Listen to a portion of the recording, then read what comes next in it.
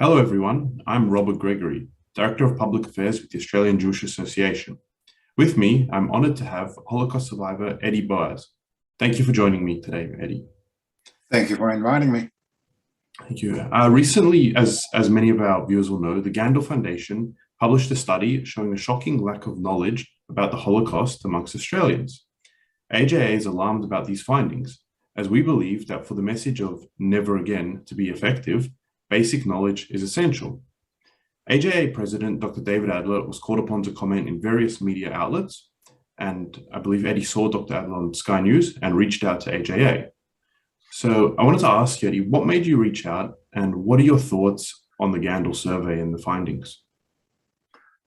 I was surprised about the survey when it showed that less than 24% of the Australian population knew anything about the Holocaust. Since I've written my book, I've been speaking at schools and other functions about the Holocaust. I'm a believer the Holocaust should never be forgotten. Unfortunately, the press at the moment is so anti-Semitic in its reporting of anything Jewish that we, as survivors, and there's not that many of us left, should go out and tell the people what it was really all about. And it doesn't always have to be about Auschwitz and gas chambers. When I speak, I don't go to that subject. I speak about how my family, what they had to go through during the Holocaust. I was born in Holland in 1940, just before the Germans invaded Holland.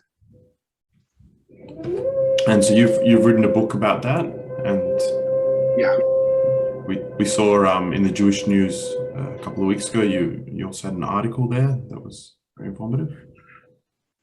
That was the article about the betrayal of Anne Frank, the book that was sort of written and all the publicity it got about. We found the person that betrayed Anne Frank. I have been in touch with these people for a long time, including the Anne Frank Foundation in Switzerland, who are not involved in that. They have the rights to the book. There is an Anne Frank Foundation in Holland. That's the Anne Frank House. They are behind this book. And the betrayal of Anne Frank. My story in the Jewish News was Anne Frank was no different to any of the other 107,000 Dutch Jews deported to concentration camps. She wrote a beautiful diary while she was in hiding, but her story doesn't go into the Holocaust, the camps and all that. 100%. So that was my story. 100%. And have you seen, in your experience, have you seen falling levels of Holocaust education? So did people used to be more informed about what was going on, I guess, closer to the events? Well, of course, the further you get away, if people in there under 50 don't have a lot of interest in the Holocaust. It's the older people that lived during the Holocaust that do show interest. But I've noticed, and I'm not talking about school kids, I'm talking about teenagers too, under 50. And I've spoken to many of those people, and it's definitely become less to talk about the Holocaust. Not that I spoke about the Holocaust openly. I noticed that just speaking to people privately, sort of when they ask me the questions. And as you alluded to, we've seen rising levels of anti-Semitism, particularly recently. We've had the Sydney Festival boycott, we've had the Amnesty International report, and attacks on the legitimacy of the Jewish people.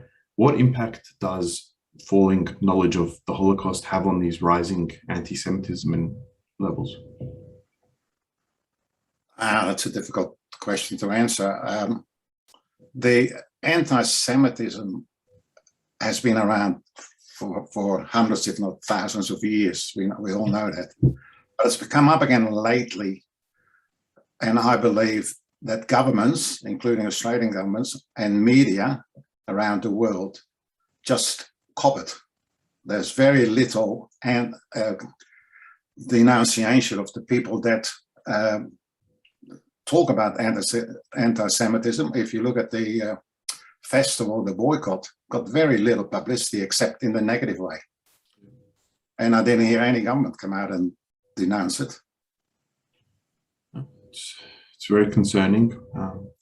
Well, I want to thank you so much for coming on, Eddy. It's a real honor. I'm also delighted to announce here that you'll be joining us on Yom HaShoah evening, which is Wednesday, April the 27th, as our guest speaker in the AJA Weekly Zoom speaker series. And you're going to share your fascinating personal story and also discuss what we can learn from it. So it's going to be a session not to be missed. So thank you so much. Thank you for inviting me. Thank you, Eddy, and thank you for all that you do. Thanks.